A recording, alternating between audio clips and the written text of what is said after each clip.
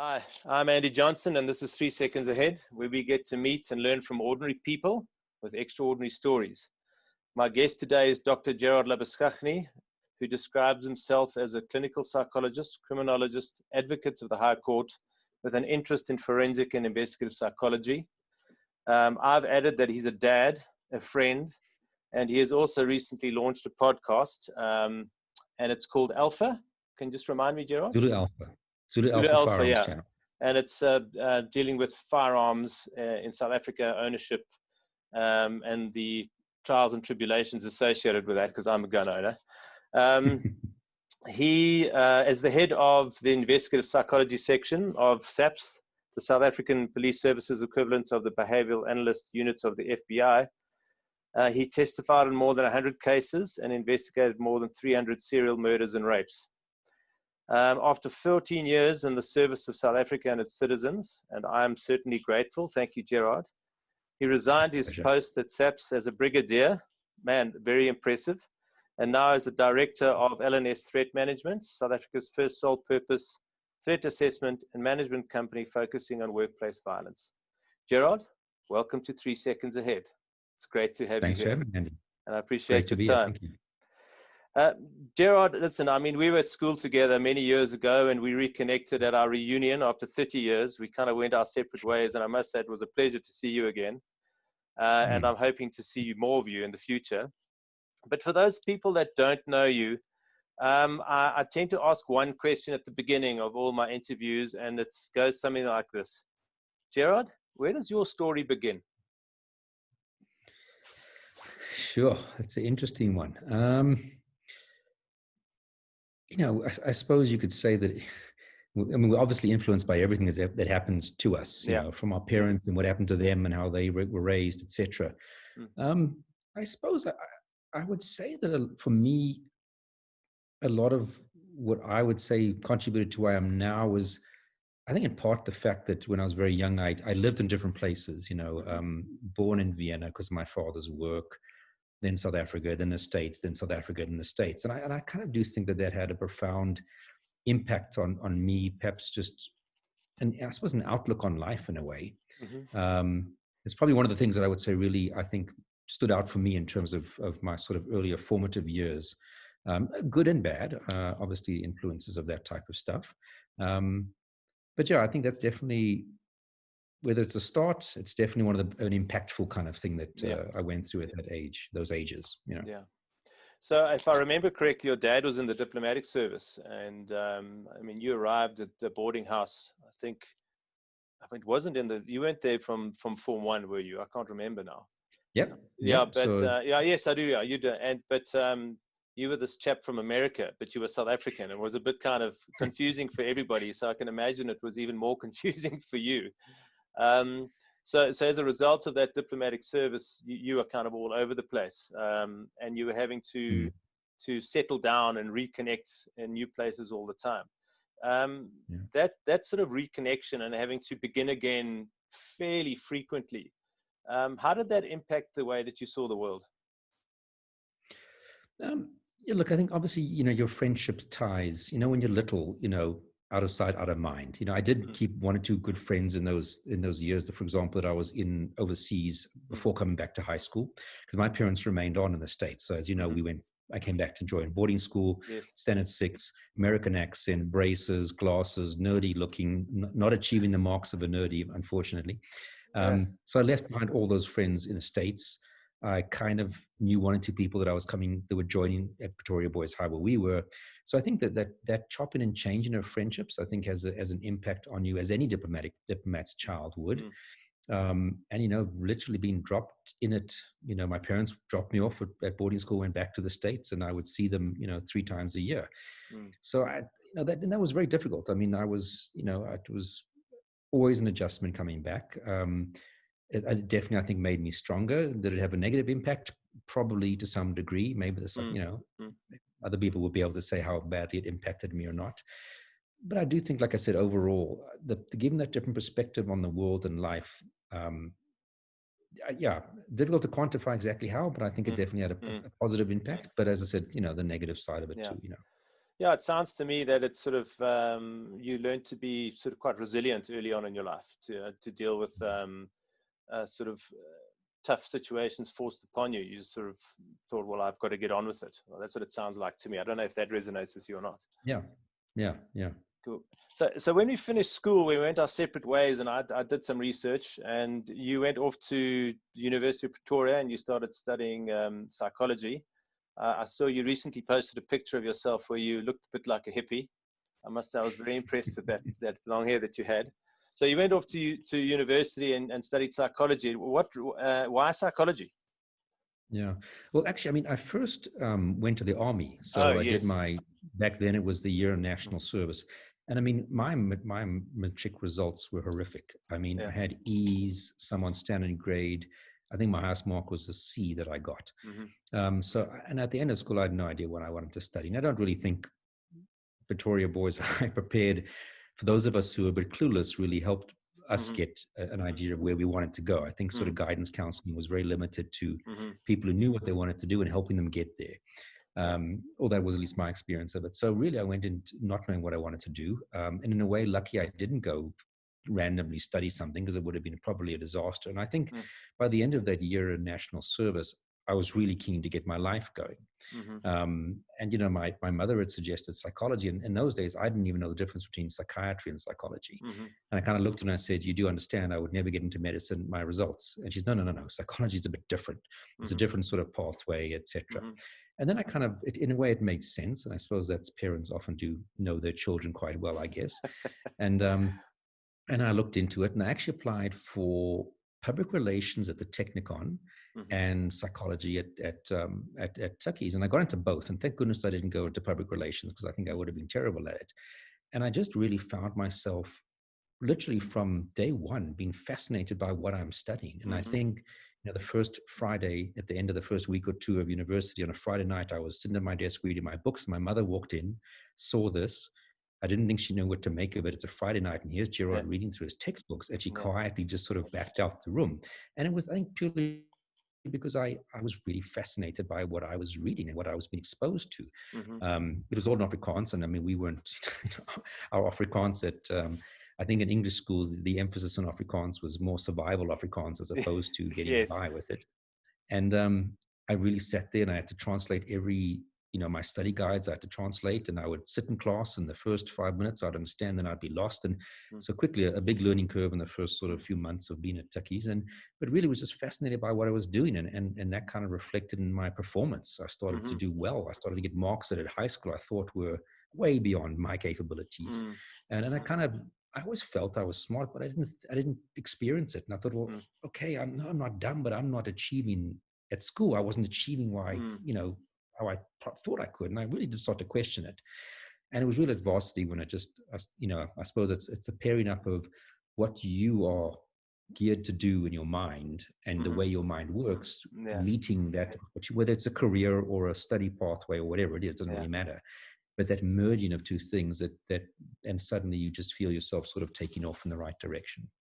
Yeah, it's fascinating. I mean, you're talking about how your parents or your mother in this particular case kind of, in some deep way, there was a trust that you had, and you remembered that she said this, you know, maybe I should trust her this time. And you did, which is, I think it's a great lesson for all children, particularly teenagers. But I want to circle back just a little bit to national service. I didn't do national service when we finished. For me, I don't know if I regret it or not. I think it probably would have been good for me. So from that sense, I regret not going, because it's kind of, I feel like it was a rite of passage that I missed out of, sort of a hardship that I needed to go through, but I didn't get, and I chose not to do that. You said at the end of your national service, you wanted to get on with your life. What happened? How did you get there?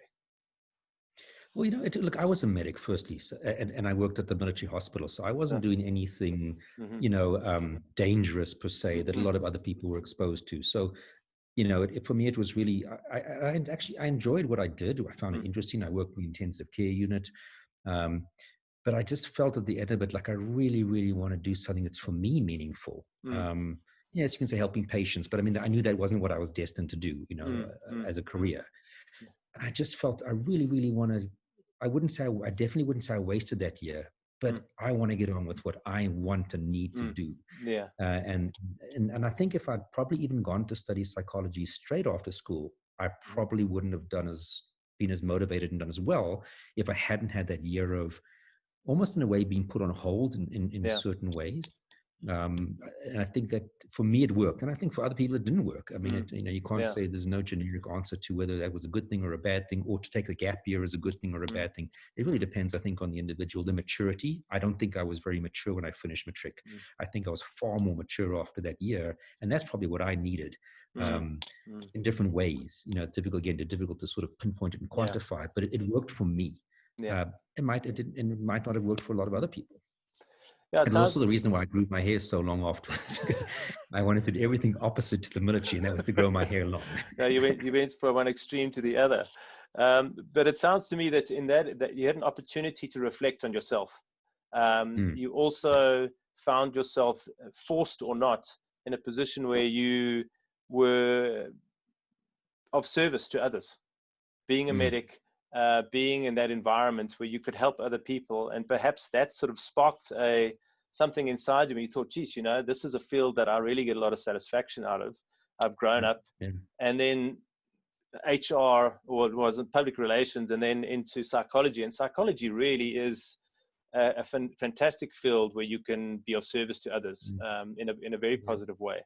So it's sort of that opportunity to reflect. Just to share with you, I was talking to my son today. As I said, he's in matric, and I was asking about the COVID lockdown. And he said to me, he said, Dad, it sounds strange, but actually it's been really good for me. I've had an opportunity to think about my life. I've had some space to consider. I haven't been overwhelmed by school and matric and all the other things that have come around me. There's been this gap, and he's made some big decisions. Like he was going to go overseas, but he's chosen not to do that because he wants to do something else. And for me, it's been quite profound because he's had the space to reflect on himself. And that national service, it sounded like it gave you that opportunity as well. Yeah, I agree with you. Now that you mention it, it makes a lot of sense that this is really a year that for most people has just been something you could never have imagined, firstly, totally having to alter the way of our lives, to reassess what we do, to not be able to do the things that we normally enjoy. And in a way, I suppose for many people, this is like a national service year.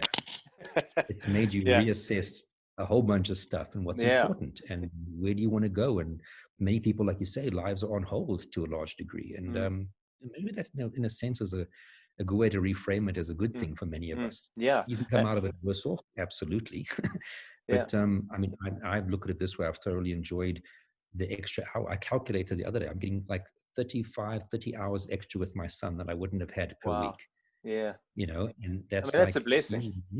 Where would you have gotten that back? I've learned, as you say, how to make ciabatta bread, which I'd never known how to do. I've started, I've started writing my book that people have always nagged me to write.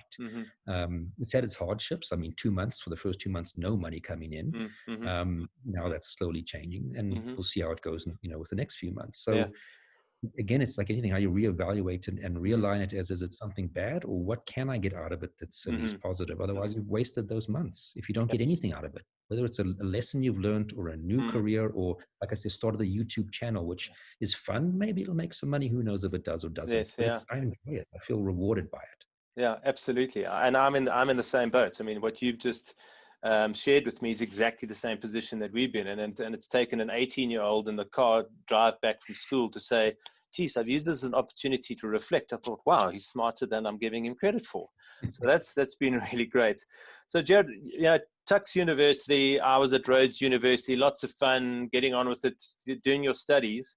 And then how did you end up at the South African Police Service? Yeah, because look, I went into psychology thinking I'm going to open up a private practice, maybe work at the university, be a lecturer, etc. I mean, like everybody, I think you have an interest in the crime side of it. I mean, that's why all these crime programs on DSTV are so popular, because it fascinates people. But I didn't think that's going to be my career pathway. But maybe, again, the universe knew something more than I did. Eventually fortunate enough to get into the master's course, which is quite difficult. They only take 8 people a year for the different various categories. Got in the first time. And a colleague of mine was actually from the police, and they'd obviously sponsored him to go and do his 2-year master's training. And he said, look, why don't we do it on serial murder? It's an interesting topic, and he knows people because he's in the police, and we could probably get permission to get access to files. And I said, well, you got to do a dissertation. What the hell? Let's do it on something interesting. And again, interested in crime. And we did that, but still, when I finished that, it wasn't with a thought, this is now my career path. And I went, after I did my internship at the military hospital, went to work at Weskoppies now as a qualified psychologist for about 3.5 years. Again, did my doctorate, thinking, well, what's the easiest way to get a doctorate? Well, continue with your master's. It's the shortest route. So again, the topic was, revisiting serial murder. But I'd always knew that I heard about this particular position in this particular unit in the police. And I'd always said, well, you know what, if it comes available, I'll apply and I'll maybe do it for 2 years if I get it and move on. And of course, the position did come available. It was advertised. I applied and I got it. And I almost had this quandary about should I take it or not, because I was actually quite happy at Weskoppies Hospital. Yeah. I enjoyed what I was doing. I was working with students. I was working with interesting, psychopathology issues.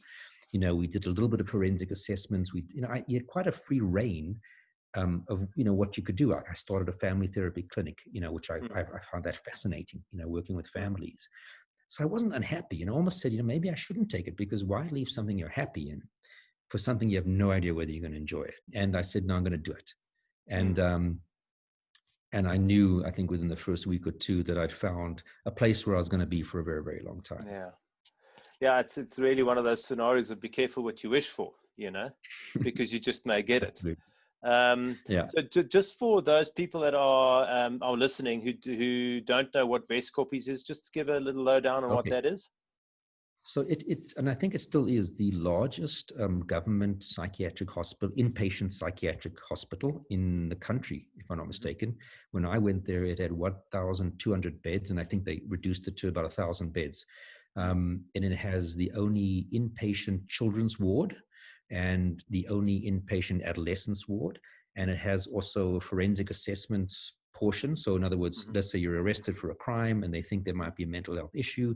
They then send you for what they call observation for 30 days. And then at the end of it, a report will be given to the court saying, yes, you're fit to stand trial and you were responsible at the time of the incident or not.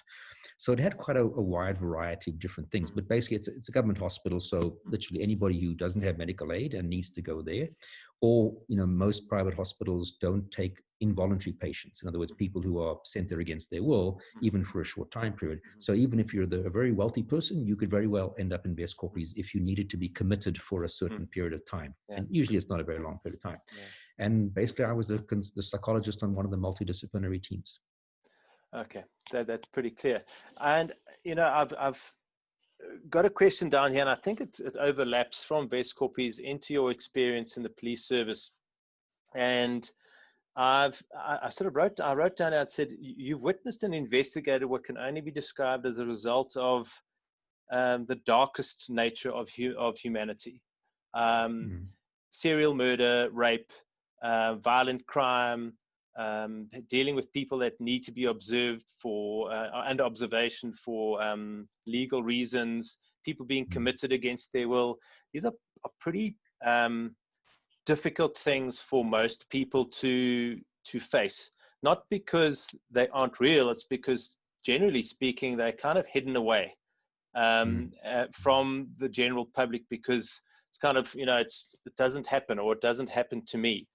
So I think what the question that I'm really fascinated by is, and this is quite broad, and I'm sure we're going to have another conversation in the future, but what did you learn about yourself in dealing with different types of patients or people at Weskoppies, and in particular when you've had to deal with the darkest side of human behavior and nature?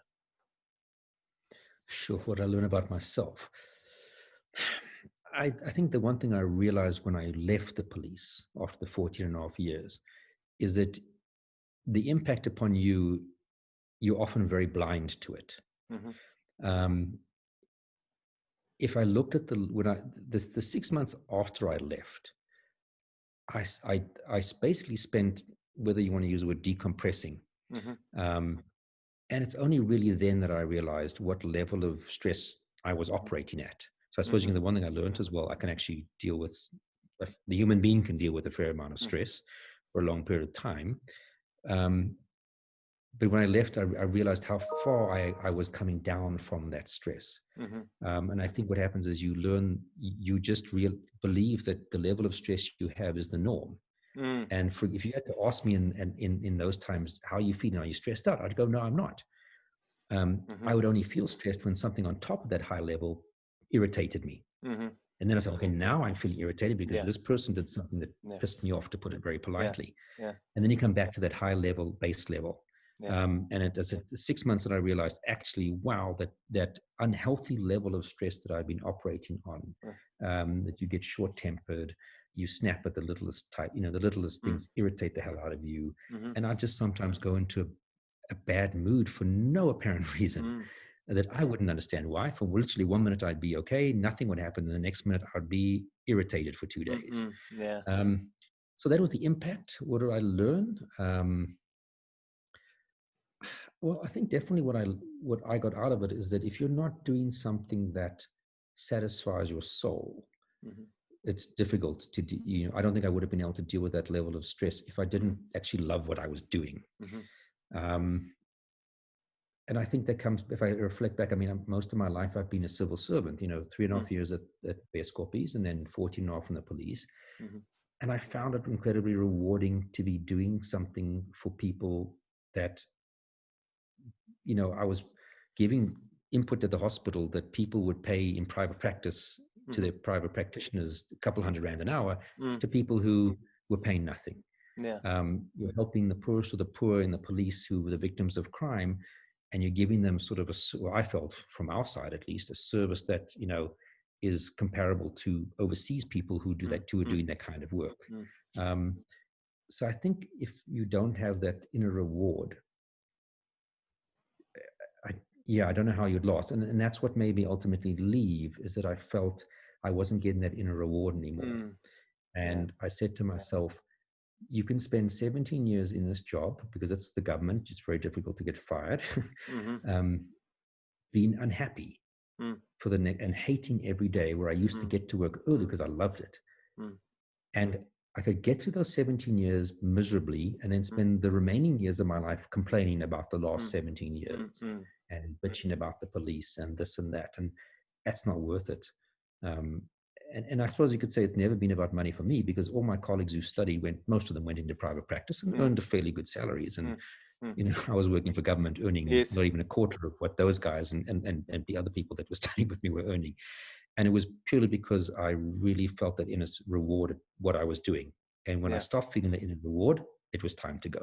It's fascinating that you say that, because I said in the beginning, certainly for me, and it's something in my later life that I've also learned is that really,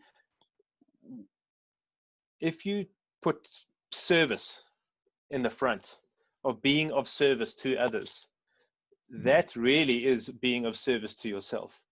And what I heard you say with your experience with the police is that like week one, you loved it.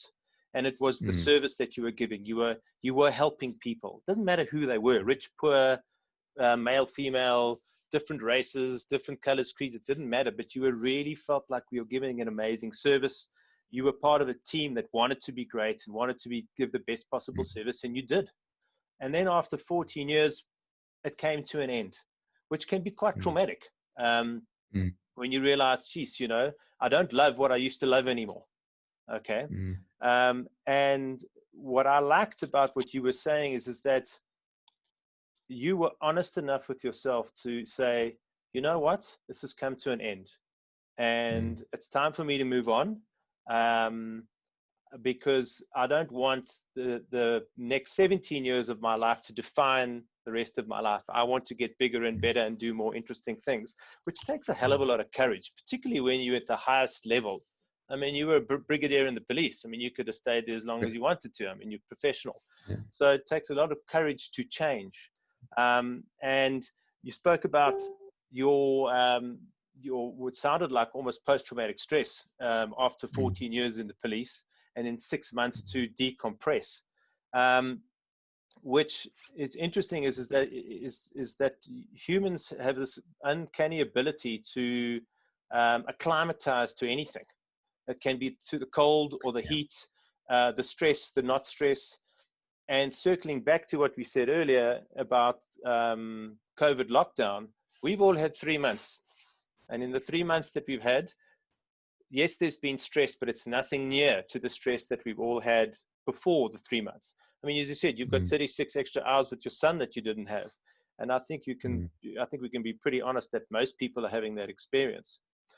So, I mean, from my side, I actually have to congratulate you for having the courage to do that, because not many people can say, it's time for me to move on and start something new. So that brings me to my next question. We've touched on it, but I mean, 14 years out of, as a high-ranking member of the police, you've had to begin again. And I choose that phrase very carefully, or we're running out of time, because this COVID lockdown for me, and the reason why I do this has highlighted one thing, is that some way or another, we all have to begin again. There's been actually a lot of new beginnings in your life. Just if I could ask you to reflect on those experiences, is there anything that pops out for you that you've always fallen back on to help you to begin again? Sort of the basics, the fundamentals that you've always take with you whenever you start something new. Is anything that comes to mind? You know, I think I mean, literally when I left the police, it was literally starting from scratch, you know, because I wasn't in a position to get a business going on the side, nurture it, and then leave when that kind of got hooks into it because of the nature of the work of the police, that you're not allowed to sort of double dip, if you want to call it that. Yes, So I literally walked out there and had to start going to speak to people, etc. I think if you don't have the faith that it would work, and sometimes you have to have blind faith. Sometimes you have to tell yourself it'll work, even if it looks like it probably won't. Yeah. Because if you don't do that, it definitely won't. Yeah. And just had a feeling that it will work. Perhaps also a little bit of it has to work because I knew I couldn't stay where I was anymore. I could not see myself another week at that particular, staying in the police. And I think it was just a blind faith that, in a way, you can call it a sense of karma. I'm not a particularly religious person, but I kind of can't help but, if I look back on my life, think that there's something out there that, in a way, was watching over me. And whether that's my inner confidence or it became an inner confidence, I don't really know. That it would work. It will be okay. You're going to have to put the effort into it, and it's not going to be easy, but it will work. So it sounds where like that comes from, I can't really put a finger on it. In the end, I mean, it sounds to me what you're saying is that you have a self-belief and you trust it in yourself. Yep. So whenever you've had to begin again, even if you may not have noticed it, but every time, whenever you've started something new, you've kind of said to yourself, I trust me. I trust that I'll get through to the end, whatever the end looks like. I just know that I'll get there. Does that resonate with you? Yeah. Okay. Yeah. Great stuff. So, you know, I've got a limited time. I like to keep my interviews short. But that being said, I'm definitely going to be having another chat with you because I want to explore your podcasts and many other areas in your life. But in the last couple of minutes, I always like to ask my guests, for those people that are listening, particularly during the COVID times, but generally in life, what message would you like to give people out there from you based on your experience to say, during these interesting times, just focus on these things or do this or do that? Do you have anything that you'd like to share from your perspective and what you've learned? Yeah, I think it's like I said, you know, if you, you'll always have difficult times, no matter if it's COVID or health issues, etc. If you can always just have that little bit of what can I learn from this, or what can I benefit from this, and how can I gain from this, or my family, or me, or etc. That I think if you don't have that, you will always have almost like a negative slant on things, if that's one way I can put it. I think that's in a way perhaps the key. If you can always try. I mean, if you look at Viktor Frankl, who was in a bloody concentration camp, and barely survived. Mm. But he came out with it with a whole theory of how you find meaning in life. And I think that's always been one of the most important things to me. How can I create meaning in this situation, this horrible thing I'm going through for a couple hours maybe, or over a longer period of time? How do I get meaning out of that? It makes it easier, an easier pill to swallow. You come out a little bit better, maybe a lot better at the end of it, which is going to set you up for a better success when this is over. Yeah, and I think if you can't find meaning, I think that's a very sad. And it's different. I'm not saying that's easy, but something out of it that's positive. Yeah, that gives you that little bit of hope. Yeah, it sounds to me, and it's something I've been toying with as well. What you're saying is that, in actual fact, the meaning lies within the process. We get so hung up on the outcome, the ending, that we forget that we've got to go through a process to get there.